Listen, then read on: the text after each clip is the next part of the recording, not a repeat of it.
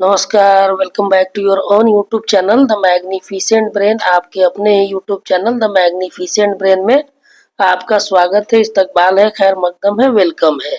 आज हम अपने इस वीडियो में बात करने वाले हैं शिक्षा विभाग बिहार सरकार से संबंधित एक महत्वपूर्ण टॉपिक के ऊपर। यह जो टॉपिक है संबंधित है अपर मुख्य सचिव डॉक्टर एस सिद्धार्थ के द्वारा जो एक एपिसोड प्रत्येक शनिवार को चलाया जाता है शिक्षा की बात।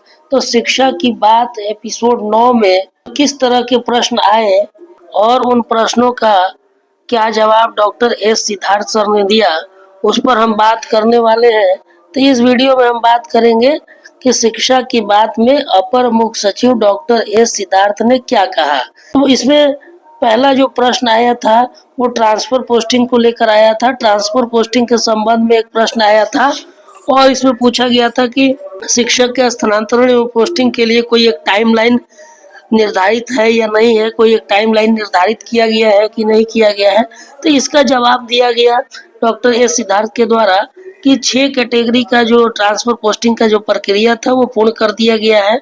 इसमें से कुछ लोग छूट गए हैं और छूटे हुए लोगों में लगभग 650 के आसपास के टीचर्स की संख्या है। तो बहुत सारे ऐसे शिक्षक हैं जिनका ई शिक्षा कोर्स पर बहुत सारी जानकारी अपडेट नहीं थी, जिसकी वजह से भी छूट गए थे।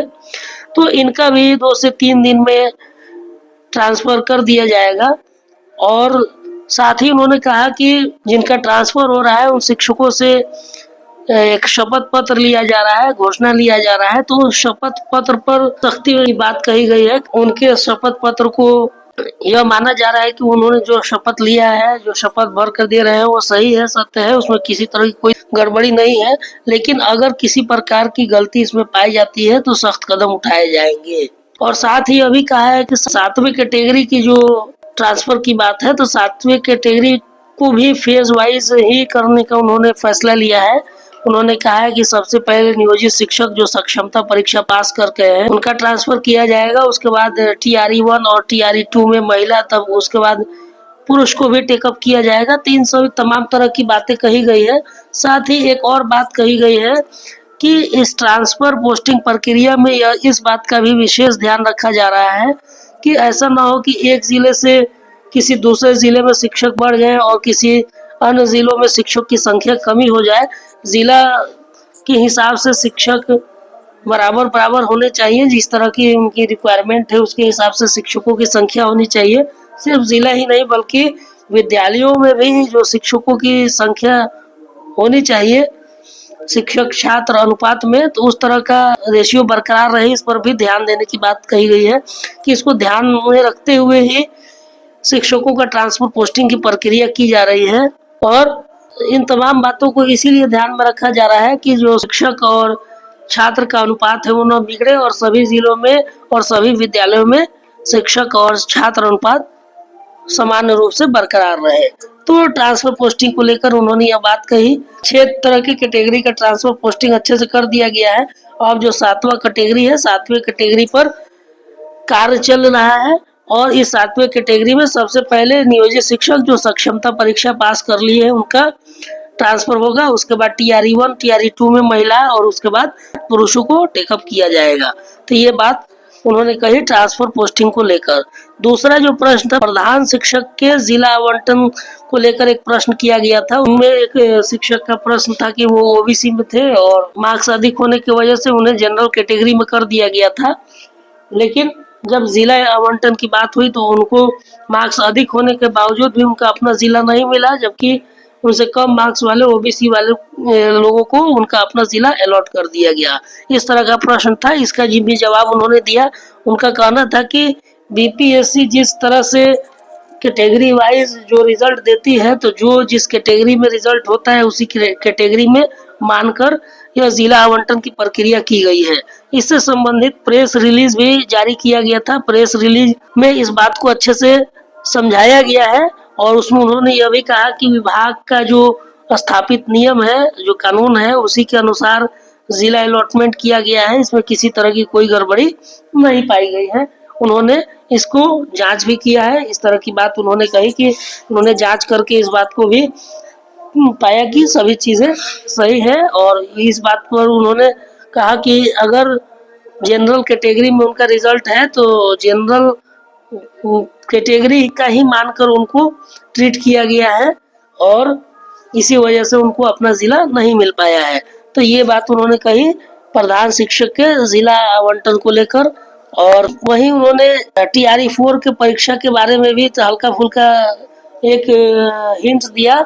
उनका कहना था कि जब तमाम प्रक्रिया ट्रांसफर पोस्टिंग वगैरह की प्रक्रिया पूर्ण कर ली जाएगी और तब देखा जाएगा कि किन विद्यालयों में किन विषयों का शिक्षक उपलब्ध नहीं है। तो जिन विषयों के शिक्षक उपलब्ध नहीं है और छात्र संख्या अनुपात के अनुसार जब तमाम शिक्षकों का ट्रांसफर पोस्टिंग हो जाएगा और जिन विद्यालय में जिस विषय के शिक्षक नहीं होंगे तो उन विषयों का बहाली लिया जाएगा। इस तरह का एक प्रश्न था जिसमें इस तरह की बात कही गई थी कि बहुत सारे बहाली हो जाने के बावजूद अभी भी बहुत सारे ऐसे विद्यालय हैं जहाँ छात्र और शिक्षक अनुपात सही नहीं है, या तो छात्र अधिक है और शिक्षक कम है, या शिक्षक अधिक है और छात्र कम है। इस तरह का असमान वितरण है। तो शिक्षकों के उपयुक्त वितरण से संबंधित जो प्रश्न था उसी प्रश्न में इस बात का उन्होंने जिक्र किया था और उसी प्रश्न के उत्तर में इन्होंने कहा था कि ट्रांसफर पोस्टिंग की प्रक्रिया जब पूर्ण हो जाएगी उसके बाद से फिर इस बात को देखा जाएगा कि किन विद्यालयों में किन विषयों के शिक्षक उपलब्ध हैं और किन विषयों के शिक्षक उपलब्ध नहीं है। तो जिन विषयों के शिक्षक उपलब्ध नहीं रहेंगे उन विषयों पर ही TRE 4 के अंतर्गत बहालियां ली जाएगी। तो TRE 4 होना निश्चित है, लेकिन उन्हीं विषयों पर होगा जिन विषयों के शिक्षक उपलब्ध नहीं है। साथ ही एक और प्रश्न था जिस गणित विषय को लेकर चिंता व्यक्त की गई थी और गणित को लेकर प्रश्न पूछा गया था। तो उन्होंने गणित विषय पर उन्होंने अपना चिंता व्यक्त किया और कहा कि चूंकि बिहार के विद्यार्थियों का गणित पहले बहुत मजबूत हुआ करता था, लेकिन गणित में विद्यार्थी कमजोर नजर आ रहे हैं। तो इसको लेकर उन्होंने चिंता व्यक्त किया और कहा कि गणित को बढ़ावा दिया जाएगा और इससे संबंधित जो शिक्षक हैं गणित के उनको भी विशेष ट्रेनिंग दी जाएगी ताकि बच्चों को गणित वो अच्छे से सिखा सके। गणित को लेकर उन्होंने कहा कि साप्ताहिक मूल्यांकन या अन्य तरह के जो तरीके हैं जिससे कि गणित को सुधारा जा सके, तो गणित को सुधारने के लिए तमाम प्रक्रियाएं निश्चित रूप से की जाएगी और तमाम प्रयास किए जाएंगे ताकि गणित में बच्चों को दक्ष बनाया जा सके और गणित सीखने और सिखाने की प्रक्रिया को बढ़ावा दिया जा सके। तो गणित को लेकर भी इस तरह की बात कही गई थी। उसके बाद एक और प्रश्न था जो बच्चों को के हिंदी पढ़ने से संबंधित था और इसमें बात कही गई थी कि असर और प्रथम का जो रिपोर्ट आया था जिसमें बताया गया था कि अभी भी बहुत सारे ऐसे बच्चे हैं जो अभी भी इतना अपने अच्छे तरीके से हिंदी को पढ़ने और समझने में दक्ष नहीं हो पाए हैं। तो हिंदी पढ़ने और समझने के ऊपर भी उन्होंने चिंता व्यक्त किया और कहा कि तमाम तरह के प्रयास किए जा रहे हैं ताकि हिंदी और गणित को बढ़ावा दिया जा सके और बच्चे सही तरीके से हिंदी पढ़ सके, समझ सके और गणित को सीखने सिखाने की प्रक्रिया को भी बेहतर बनाने का प्रयास किया जा रहा है। तो ये तमाम तरह की शिक्षा में सुधार किए जा रहे हैं। आने वाले समय में इन तमाम चीजों में सुधार देखने को मिलेगा। तो इसी तरह के सभी प्रश्न पूछे गए थे। तो उम्मीद करते हैं कि आपको यह बात अब समझ में आ गई होगी कि शिक्षा की बात एपिसोड 9 में किस तरह के प्रश्न पूछे गए थे। मोटा मोटी हमने जो महत्वपूर्ण प्रश्न थे उन पर हमने चर्चा कर लिया है। तो उम्मीद करते हैं कि आपको यह वीडियो पसंद आई होगी।